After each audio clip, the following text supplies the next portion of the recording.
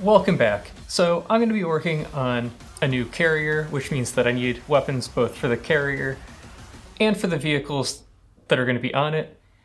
I'm going to be focusing on the sub-vehicles first, so we're not really going to go into these that much because these are either going to be on one of the later sub-vehicles or on the platform itself. I also have other variants of them that either don't have the divider or have other Tetrises or different sizes, that kind of thing. And this one has the downside that it needs to be necklaced. It needs a bigger turret cap than the actual turret ring, because these collectors stick out the back. Good if you're making an autoloader style thing on the turret to make it look kind of like a tank. And plasma turrets tend to be small, so big turret caps are kind of acceptable for them anyway, in a way that they're not for APS. Or at least big relative to the size of the turret itself. If you don't put the collector sticking out the back here, then you're either stuck dropping the chambers down like this and building generators sideways, which is either more or less efficient depending on comparing the radius of the turret to its height, or just having a few collectors that stick down a little bit. So these are an example of a rapid fire weapon where it's mostly generators, and they're very firepower dense and comparatively firepower per cost efficient to the ones that shoot a bunch of charges all at once, because chambers cost money but don't produce firepower. However, I want to start off with a bomber, and I want to build a plasma bomber. And of course, the reason that I want to build a plasma bomber, one is because I like bombers, although of course that's just why I'm building a bomber rather than some other vehicle first. But the other one is that, well, plasma can take on a wide variety of enemies because of its high velocity. So you can hit small craft that are fast, or you can hit large slow craft. So hopefully the bomber can serve to be multi-role and maybe not effectively, but to some extent engage a wide variety of targets. So let's look at what sort of Tetrises I can work with. So for a bomber, I'm looking for a reload speed that's, give or take, 20 seconds is about my benchmark, sometimes going up to 25, sometimes lower if I want it to loiter. So that means for every one chamber, there has to be 1 unit of generators. So for a 4-unit chamber, that's 4 units of generators. And if I do a Tetris like this, I can be a little bit more block efficient by using 2-meter generators instead of 1. And this is the Tetris that I've decided I'm going to use for the bomber. So for this Tetris, it's very rectilinear. It likes being in square spaces, which means it doesn't lend well to being in a turret. And I kind of wanted to make a dive bomber style craft anyway, rather than something with a turret.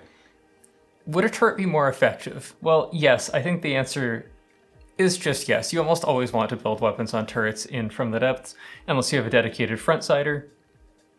So I'm anticipating a lot of problems with this. But the only way to really find out is to try it. And, I always like builds that do something a little bit new or flex a little bit in some way. So adding some sort of challenge on like this is fun and educational to some extent. So I'm going to throw something together quickly, see if I have a viable prototype or not, compare it to some other possible options, and we'll see where that leaves me. Okay, so I threw together a very quick prototype vehicle. There's a bunch of stuff about this that's not going to be on the main craft, like all these wing blocks sitting on the outside, all the wood, the fact that the butt's not done. But I sort of went for like a little Star Wars looking thing. It doesn't really care much about aerodynamics because neither Star Wars nor From the Depths really cares about aerodynamics. But the main thing is it's a little under 200,000 materials, about 200 firepower. I expect both of these numbers to grow. 1, because I'm going to add more armor. 2, because I want to add a little ball turret or something on the rear. And on the interior, there's a big block of plasma in the manner I was describing earlier on 3 different turrets. Each of these turrets are using splitters. So the splitters are causing me to shoot 8 shots instead of just 1, which means that I have 96 charges in each of these weapons because that's highly divisible by a very large number of factors. And in particular, I need one where I have a number that's less than 8 as one of the factors, because splitters can only split into 8 or fewer shots. Sorry, less than 10, because they can split into 10 or fewer shots. So for 96, I decided to just sort of maximize the splitter to see where that gets me, and split it into 12 and 8. Although I could do many other numbers, and I've already tested this out a little bit with many other numbers. For this craft in particular, I'm using for the AI just like a normal attack run. And let's put both these on God mode, turn the actual base off. Let's see if we can hit something. So for a game that has an AI that says it's a bombing AI, you'd think you could use it to bomb things. Unfortunately, that's largely false. You really can't. And it would be nice if you could. Maybe they'll upgrade it someday, but it's just not effective. So our primary issue is we're not doing a very good job of actually coming down over the enemy, and that's because we don't know where they are. Wonderful. I was wondering, because we shot, so we were pretty confident that they were somewhere that they're not. So we're using a lot of energy. Batteries are not very efficient at storing materials, if you consider the conversion between energy and materials. That means that for our craft to function, every attack run, it has to go back close enough to recharge. Excellent. About 300,000 damage. We run out of materials, and then hopefully get close enough in, yep, get restored and can keep reloading. Unfortunately, we didn't reload for a while, and I think I'm going to want to more than double the amount of energy so that I can get 2 attack runs off. And then hopefully, if I've got a bunch of stuff flying around, they'll be able to chain energy back from the carrier. Worst case, I'll wind up programming these to phone home for some energy if I have to. So against a non-moving enemy, attack run works fine. The problem is it doesn't lead targets, so it just doesn't work if the opponent's moving. Now, I actually made something else too. So let's spawn that in a second, and then we'll look at that alternative as well. Okay, first blush, this looks like the exact same craft, but it's not quite. And these are 4 huge missiles, because missiles are the king of close range damage. So this is to compare what could I have if I used missiles instead. Of course, huge missiles aren't the king of close range damage. I think when you take form factor and then cost effectiveness into account, large missiles are generally the winner. But so this vehicle, it's about the same cost. It's a little bit more, but it's still carrying, I think, yeah, it's still carrying batteries that I could get rid of, so basically the same cost. The firepower's triple, and although we might not see it on attack runs because this is such a small chance of actually hitting something because this is using the same AI as the other one, that I'm only going to give it 1 or 2 attack runs. We just might not hit anything. But we'll see. It should do about triple damage. So the firepower numbers actually line up pretty well against metal. Against heavy armor, this would do worse because these are frag bombs. Which, another good thing about bombs is that I can make these heat, and heat is most efficient in missile form. The damage conversion is better than for APS. So, although I don't like heat APS, heat missiles will just punch giant holes in a craft from one side to the other. So, other disadvantages, huge amount of ammo storage required. So, one of the reasons that I really wanted to use plasma for these small craft is because you don't have to carry a lot of ammo around, and ammo either needs a lot of armor to protect your other internals from getting exploded. I mean, or your craft just blows up. Like, there's not really an alternative there. But with plasma using small amounts of ammo, you're not really in the same situation. And it uses a lot of energy, which means a lot of space. Yeah, not a great shot. We'll give it a few attempts, and these have a good chance of hitting. So, a lot of space to generate the energy, but I'm planning on making it operate with a carrier. So I'll just put all the energy generation on the carrier. Problem solved. I mean, not exactly solved, because you might not always be close enough to actually get the energy over, but it's a general idea. So what we're finding here is that, well... Oh, wow. Yeah, that went straight into the turret, and we only hit with 2 of them. And I think only one of them hit here. So yeah, this is the damage that we're losing. But of course, we're using plasma because plasma is new. I need to test plasma. And hopefully it'll be more reliable against other targets. Right, I've already built bombers that can dive bomb the tier. I haven't built bombers that can bomb, like, the Aquila, or however you're actually supposed to pronounce that, or the Cobalt, or that sort of thing. Crafts like the Cobalt in particular are basically impossible to bomb with missiles like this. So I would like my craft to be able to engage those targets, even if it's way less efficient than using missiles like this. Hopefully as well, it'll be able to hit fast flyers like Hakes and that sort of thing, although maybe not effectively. So I'm going to spend some time, polish up the craft a little bit, and let's see where we wind up. Because so far it seems like, okay, this is probably going to be viable. It's worth spending more time finalizing. So let's do some work. And I have done some work. So we're doing stuff because there are some missiles left over from another craft, and we will be spawning some more enemy missiles in shortly. Or something. I did delete enemy vehicles, which usually gets rid of everything. Oh, also, I haven't done this yet, so let's do that because I have painted this craft, I have armored this craft, I have put a ball turret on the back.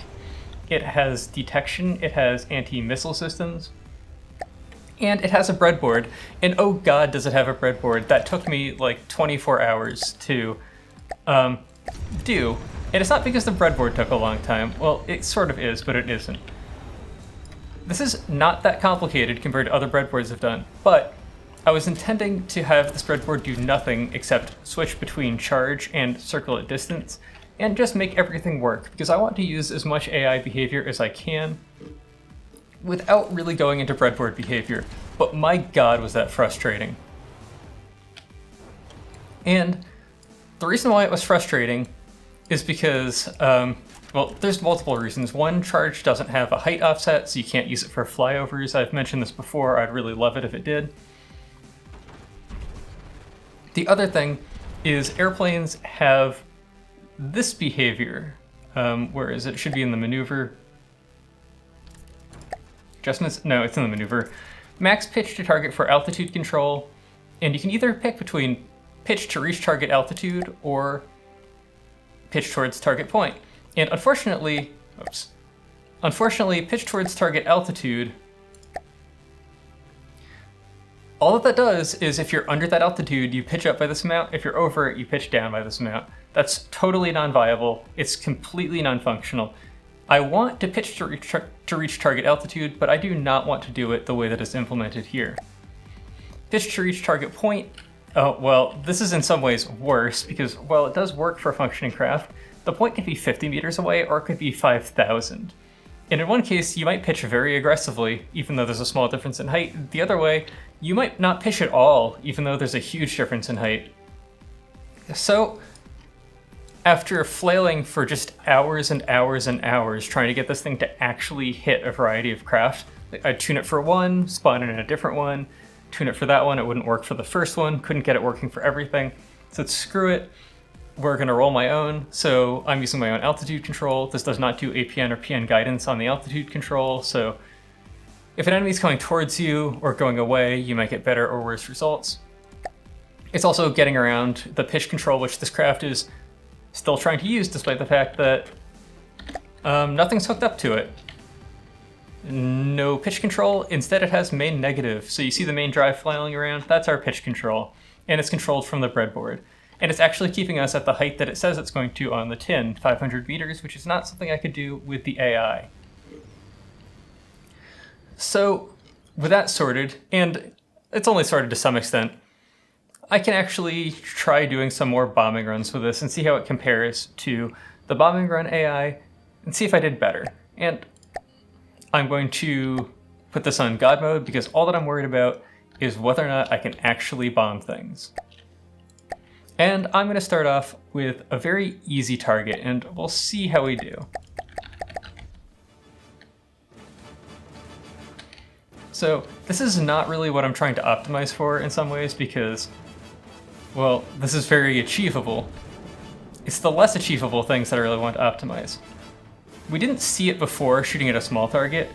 We have a problem. Did you see it? We locked onto the target, but we didn't shoot. And that's a little bit of a trick.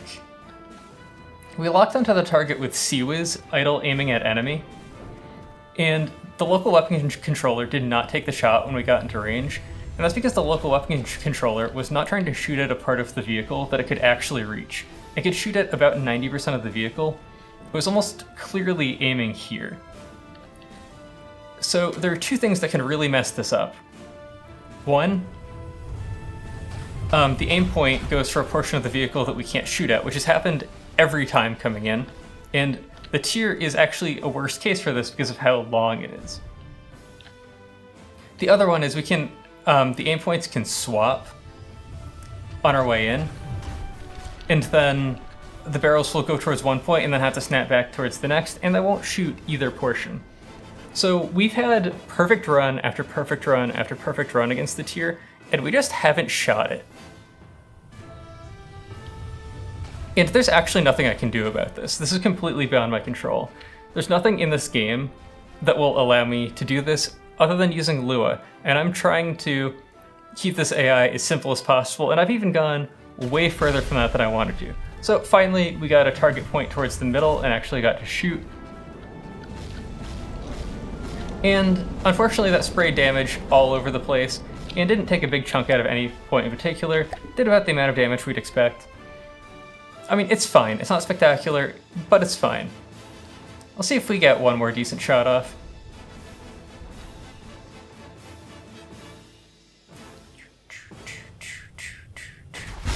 Nice. Not a lot of damage, but that's more what we're looking for. I think more shots probably missed. So, unlike the missiles that we're dropping, we didn't get all the way through the armor. I think if we took another shot, we could. I could also localize the damage a little bit more by reducing the number of shots, but then it would be worse against other targets. So let's get rid of this tier. Immediately kills the vibe. Music just gone right there. So let's see. Let's try a small target again just to see that, because we were using a small target for the bombing run AI earlier, although now we're actually letting them move, so it's a little bit more difficult. Something I've noticed is my controls are really coupled because I'm using these jet engines for turning, and the only way they can turn is to turn off, and that makes us drop like a brick. It's actually a huge problem. Yeah, so against small vehicles, we're way better, right? We don't suffer from that problem of having our movement and our aim points diverging by like 200 meters because the enemy is ginormous. I'm really, really hoping they'll give us a way to deal with that at some point. It would be so nice. I'm not the only person who's complained about it. So, maybe someday. Maybe someday. Otherwise, I'll have to get into Lua and deal with it myself, but I'll just do what I can for now. So, the Kobold is very difficult for two reasons. One, it bobs up and down.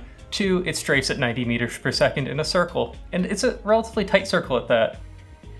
We also do not have any APN or predictive guidance or anything on our bombing run descent plan, so a lot of the time we'll come in too high, and that's just how it's going to be.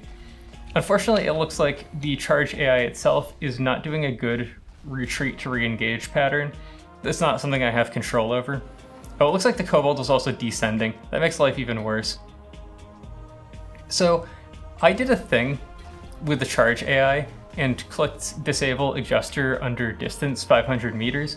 In theory, that's supposed to make us point straight towards the center of them instead of using our APN guidance stuff once we get within that distance, which should be good for our bombing run. Unfortunately, it doesn't always work. It does sometimes. Yep, Yep, we're having the same problems that we were having before. That time we had a good run, and we got our guns on target. At least as good a run as we could have for an enemy moving 90 meters per second. But we didn't shoot them. And I've tried the Kobold a few times, and sometimes we'll have amazing success run after run, and other times we just don't fire. Oh, fantastic, we fired that time. And the reason, let's get a little closer, the reason we don't fire a lot is because there's a lot of block clusters on the tail and on the front of the Kobold. And we're using target clusters of blocks, so if we try to shoot at the front or the back, a lot of the time our gun traversal just isn't good enough to hit them. What this means is, definitely for the time being, you have to use turrets. You can't get around it. I've built this without a turret, and I'm just going to deal with not having a turret now. But this craft would be like 10 times better at engaging a variety of targets if it had a turret. But if we pick an aim point on the center of the Kobold, we will almost always get to shoot at them. We did shoot at them from kind of far away, and, well, that's because I cranked up the range that we're allowed to shoot from quite a bit. I found it was better to at least get a shot off rather than hope for the optimal shot. It's flying near our flight ceiling right now, so I might not actually get this one. And now it's dropping too. Yeah, that's a rough one. Our PIDs are also not tuned for 500 meters, so if an enemy comes up to our level, it's actually really hard to bomb them. So we can hit something as fast and as nimble, well, Kobold's not nimble, but it is fast as the Kobold. We're suffering from length though, and it's still not as easy as smaller vehicles, but let's just give a little bit of unconventional stuff a try and see how it is. This might work, it might not. Our ball gun should do something. It's got a destabilizer on it, so it can shoot missiles a little bit more effectively. I'm thinking about doing a stabilizer instead. Not sure if that's actually worth it or not.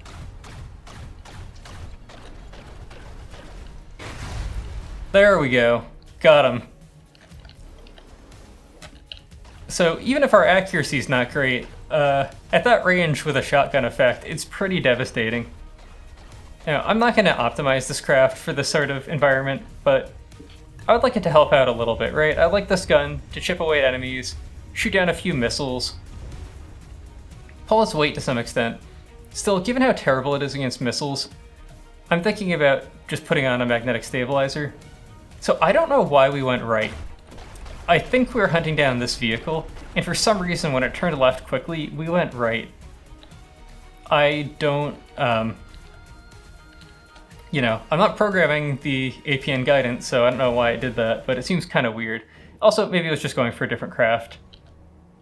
Like here, we're going for this one. It looked like we were going for a different one first. We're actually within the disengage distance.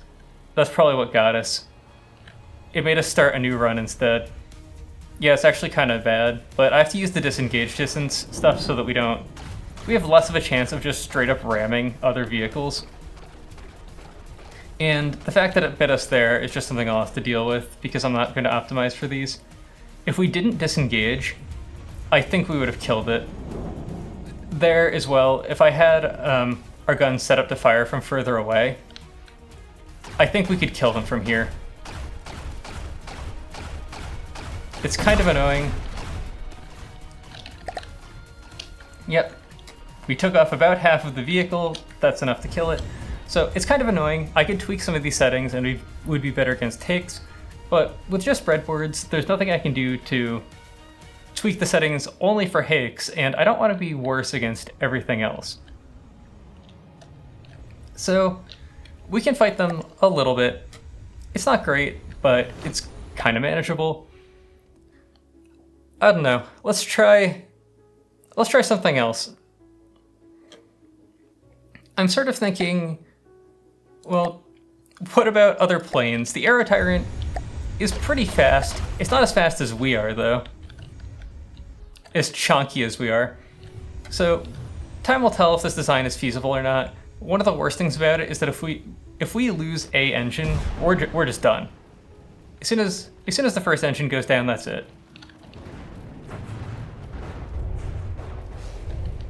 not a good choice of aim point. Either that, or it's because I have the angle settings on these pretty permissive for the inaccuracy, so that they're more likely to take a shot. But it was probably the aim point. So we could have done more damage, but at least we did some damage. But anyway, yeah, if we lose any of these jets, we're done. And they use differential thrust instead of, come on.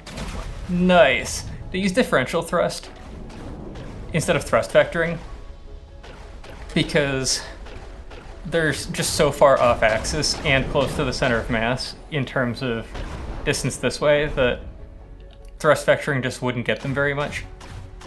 This is less efficient, and it's also less redundant. So ideally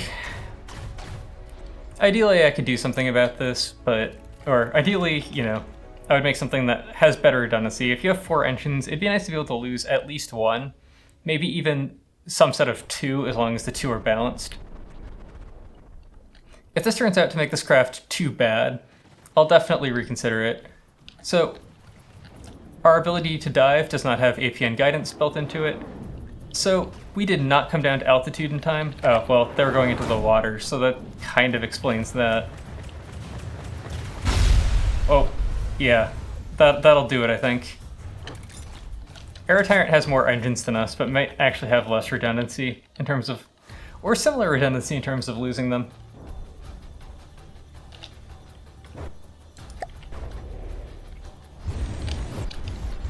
Another thing I improved on a little bit from the Danger Nuggets, which is pretty easy to do, so I should really build it into them, although I probably won't.